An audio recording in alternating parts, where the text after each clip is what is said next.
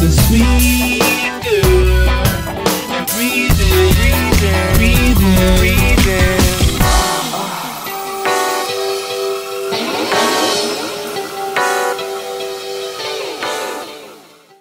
Welcome to the HABBAT Show! What's up, everybody? Welcome to the HABBAT Show. I'm Taylor. And my name is Tyler. It's nice to have y'all with us. We've got a very special show for y'all today. So Tyler, I heard you at this wild party last night. Yeah, it was pretty wild, man. It was pretty wild. What made it wild? Well, I mean, I noticed, it's pretty ordinary seeing these young kids at parties, how they want to go out and have a good time. Yeah. But it just got a little out of hand.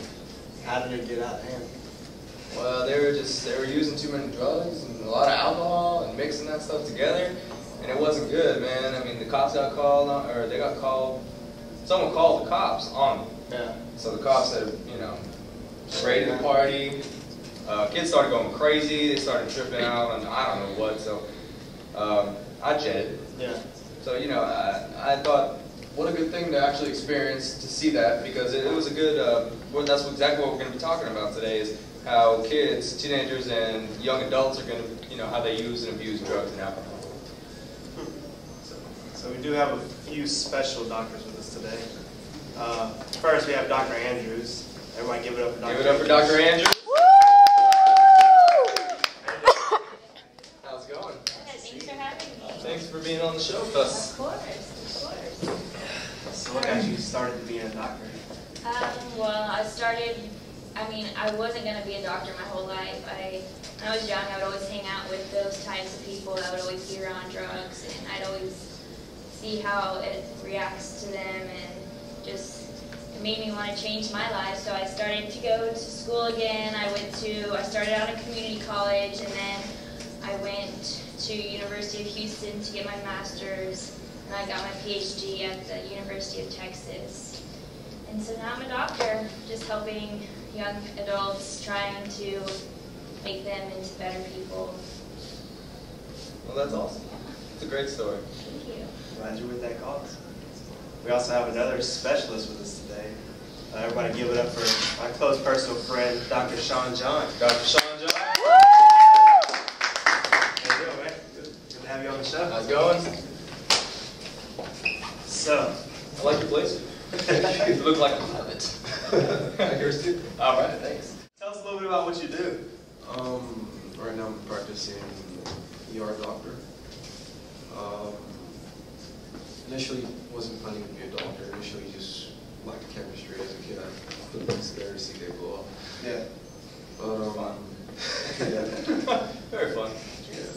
But growing up, being a teenager and seeing how drugs affected people, I wasn't so much so concerned about their well-being, just seeing the effects, like, wow, okay, so what's actually happening behind the scenes. Yeah. So I went on to University of Houston to study biochemistry and to just see the interactions, and then later on I felt called to just pursue medicine, seeing as it seemed financially. It made sense financially, and also it just seemed like I'd be helping more people. Yeah, definitely. That's awesome. Everybody give it up for Dr. Sean. Okay, so what these specialists, or what the specialist and this doctor are here for today, they're here to maybe inflict some goodness into another person that we have coming as a guest on our show today. And her name, she herself is a drug addict. She has been using and abusing drugs for a while, so let's hear her story. Her name is Brittany. Let's give it up for Brittany, y'all. How's it going, Brittany? Brittany? Pretty good. Pretty good. How good is pretty good? Pretty good. So you're a drug addict, am I correct? I mean, I wouldn't call myself an addict. I am a person who enjoys drugs frequently, up to 6 times a day. But I wouldn't say addict. Why not? That sounds like an addict. It's such a harsh word, addict. I mean, I feel like I do breaks every once in a while. I mean, I don't do it when I sleep. That means I'm not an addict. So, I mean, it's not constant. You know what I mean? Shop deal. So you're on drugs right now? Yeah. What kind of drugs are you on? Well, let's see. I just took a bump of coke before I came on the show. I mean, like I was in the audience. I mean, So you have cocaine. So you're doing lines off of Dr. Phil's head back there. yeah, it was. Why? It's a perfect surface. It's like bald, shiny, so it's like good. You had to get your fix on. What? You had to get your fix? Yeah, I did. I did. And so, like, what got you started into these hardcore drugs? It really started in school. My friends started doing them, and I was like, you know what? Why not? Can't really see it. Okay. All right. You said, what now? You can't. You started when you were in school. Your Yeah. friends started peer pressure. I mean, I don't think it was peer pressure. They were just like, come on, bro, do it. And I was like, I don't want to. I mean, I don't know if you call it peer pressure, but I was like, I get it. That's peer pressure. Oh, okay, then yeah. Well, that's Peer not good. pressure. What drug did you start out with? Yeah. What drugs did you initially start using? It started with just like a little bit of weed, you know, like the basics, and then just kind of escalated from there. Weed wasn't enough after a while. So what did you escalate to afterwards? Then I got into my richer friends. They were like, come on, take some coke with me. I was like, okay. And then that wasn't enough, so I started doing oxy. And then it wasn't enough, so now I'm doing heroin. Heroin. So you're pretty up there on the drug scale. Heroin's considered the #1 hardest drug there is out there. What do you think about that? I think it makes me feel good. Like, as in, I'm famous because I use a famous drug? Hardly, but also I'm just like, damn, it's a good ecstasy. Huh.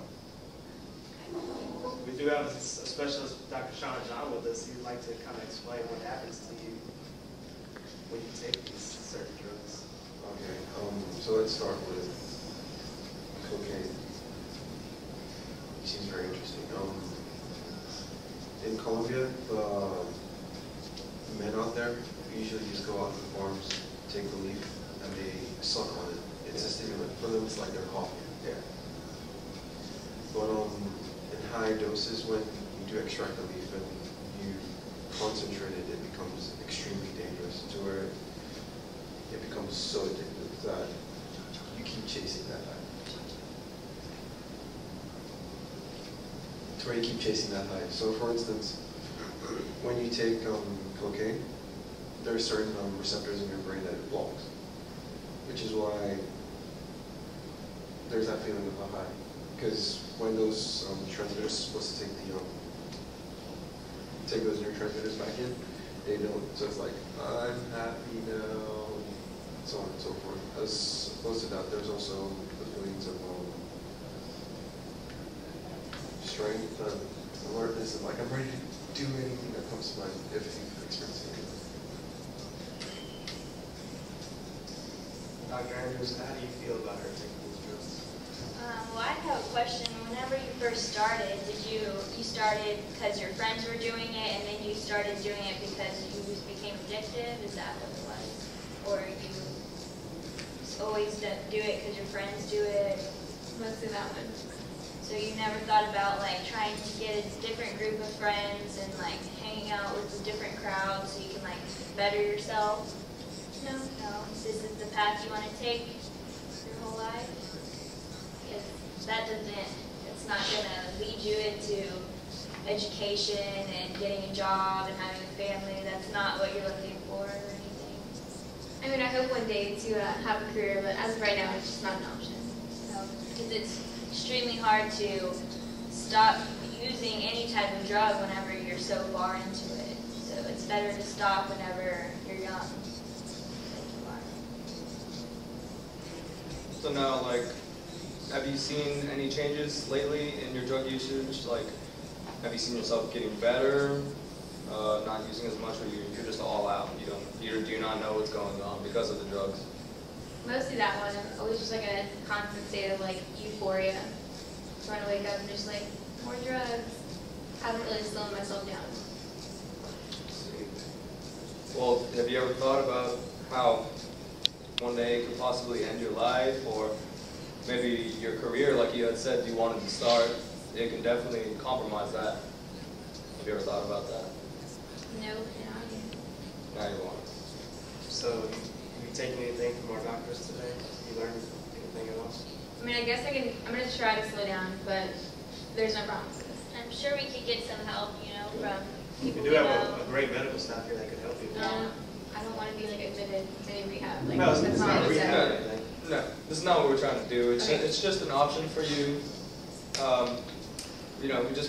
We want to make sure you do okay, and that's what we're here for. Yeah, trying to better your life. Thanks for coming out. All right, guys. So this concludes the first third of our show. Coming up next, we're gonna have a victim of a drunk driving accident. So stay tuned with us, and we'll be back with the show today. All right. See you later.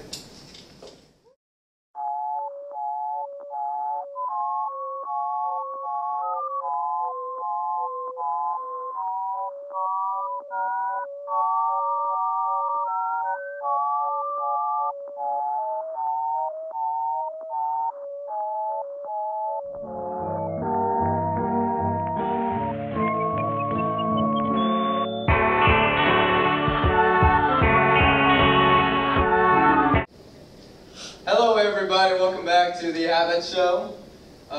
What we had last, we were talking about a drug addict. She actually was featured on our show just a little bit ago, and we had two specialists up here explaining the effects of drugs and alcohol and what it can do to her and possibly affect her. So, what we're going to talk about now is a victim.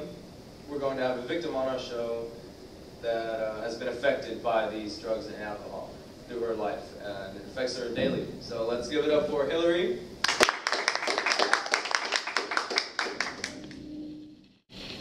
How you doing, Miss Hillary? I'm doing fine today. Good. It's nice having you on the show. It is nice. All right. So, how old are you? I am currently 21, just turned 21 a few weeks ago. Happy belated birthday, yeah. Birthday. Thanks, Taylor. All right. So, I guess, how are you a victim of the drugs and alcohol?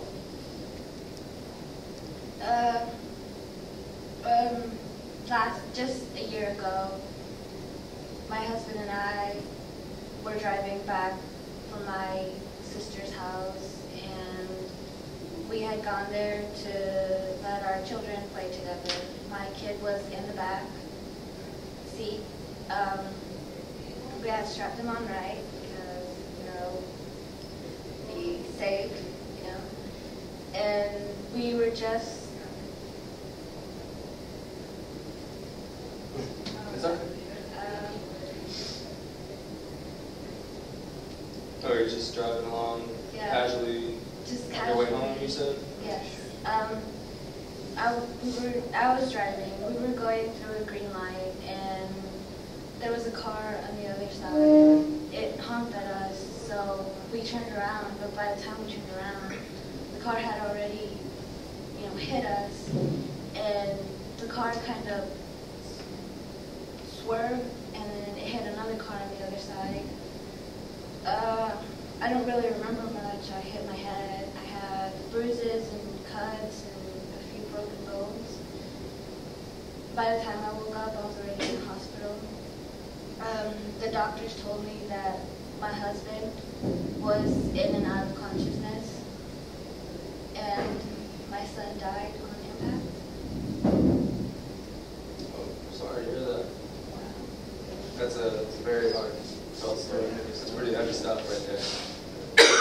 This driver, I assume, he ran this red light. Yes. And he was supposed to obviously stop at. So how was he intoxicated? He was intoxicated and he was drugged. He was drugged Yes. and intoxicated with alcohol. Yes. What kind of drugs was it? No, they didn't specifically tell me. I think they did a report, but I don't remember much. So is he in jail now? He is currently in jail for 5 years. He's serving 5 years without bail. Dr. Shonzel, how could alcohol affect your system? So primarily the depending on the person's age, weight, if they've eaten, if they're male or female, in some cases their race. Alcohol can have certain effects. Some describe it as a neurological grenade, whereas some drugs act on specific parts of your brain, like neurotransmitters. Alcohol just takes everything out. Immediately. Depending on the amount, yes. So you believe that he was strongly enough intoxicated to where he couldn't process if it was a red light or not? Yes. Yeah. I mean, I know we don't have the official report to say how drunk he was, but... And for you not to be able to judge whether or not to run the red light, for you to lack the judgment to actually enter your car while being intoxicated, means he had a lot to drink. So there was the sobriety test that proves at what level of intoxication that he was at? I don't remember. That's fine. Wow. Well, so how does this affect you now? Like, I mean, it's your 21st birthday, and I mean, usually every 21-year-old wants to go celebrate and drink with their family and friends. I mean, was that the case for you? No, I stayed home. We did a little memorial for my dead husband and my kid. Your husband died as well. Yes. Well, we are extremely sorry for your losses, and we hope you're the best, and whatever good will come. So, Thanks for sharing your story. thank you very much for sharing your story. Thank you for having me. All right, so we're going to take a short little break again, and when we get back, we're going to talk about a convict. Is that right? Yes, we have a convict. Convict on our show. All right. Well, you stay tuned, and we'll be back shortly. All right.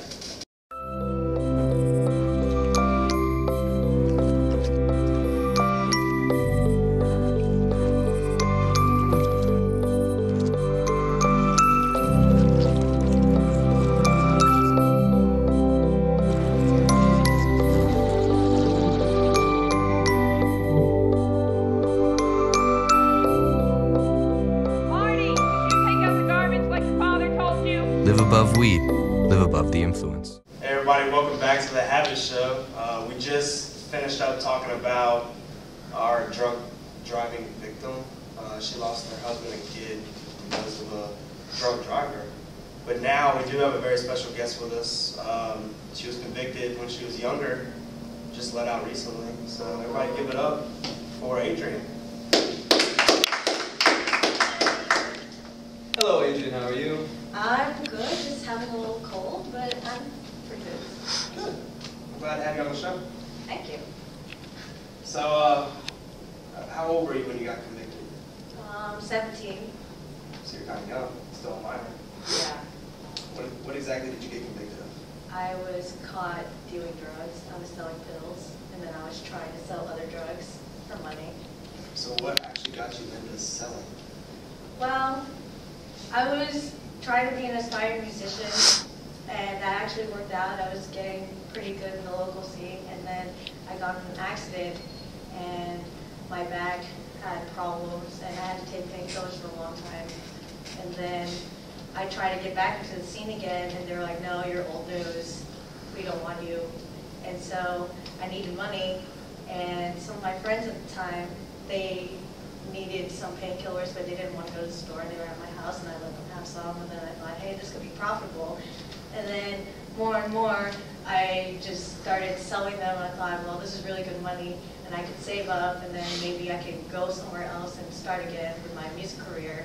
And when that happened, some of the fans had found out, but instead of being really mad about it, they started buying from me. And when the cops found out, So you got arrested for Yes. selling. yes, You were sentenced for how long exactly? 3 years.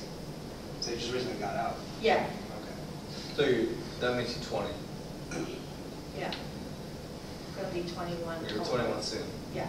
Okay. All right. So yeah, that's pretty wild. Did you ever think that you would end up like in jail or in trouble for just just first starting to just, hey, to your friends, would you like some painkillers? Well, when I didn't start charging them, no, not at the time, but then I realized, well, I'm really poor and I need some money. I mean, my glasses are super glued on right now. So, you know, I can't afford insurance or whatever, and I needed the money, and I was just desperate, so. So how did jail affect you? Well, I got to see how real drug addicts had gone through their rehab and how some of them were very inspiring trying to get through, even though sometimes when they had false positives and they were really good, they were still being punished for it, and it really made me mad and inspired me to get some songs out on paper. So since you've been out, have you tried to come back and sell anymore, or have you tried to use any more painkillers at all? Well, I think if I were in that spot again, it might happen, but right now I'm trying to inspire people and get, you know, some of these ex-convicts to get on, you know, bring out music and bring awareness, but it might happen again, who knows. So Dr. Sean John, exactly what can get a person addicted to painkillers? It's more a psychological thing, other than the reward you get from the relief of pain. It's like, there's no more pain. Yeah. There must be something good about this. So it's your brain depending on this chemical and keeping you going back. Dr. Andrews, do you have any input on that? Do you ever regret selling and doing drugs and losing like 3 years of your life where you could have become something else or worked on a music career? I wish I could be, but I was really desperate for money, and I know that sounds really bad, but you need money to get around this world. But now that I'm out and I've seen the pain that some of these people have gone through, I feel a lot more inspired and maybe able to help people now. Instead of going back to the old ways? Yeah, exactly. That's good. Well, thank you for sharing your story with us. Thank you. All right, so now actually what I want to do is I want to get all of our guests up here. Well, we want to thank everybody for being on the show with us. It was a great show. We had a great time. A lot of fun. A lot of fun, some sad stories, but it'll be better. That's why we're here. So thank y'all for coming out. Nice meeting y'all. Thank you. Thank you. It's been great. Oh, we'll switch places. Thank you. All right. That's it.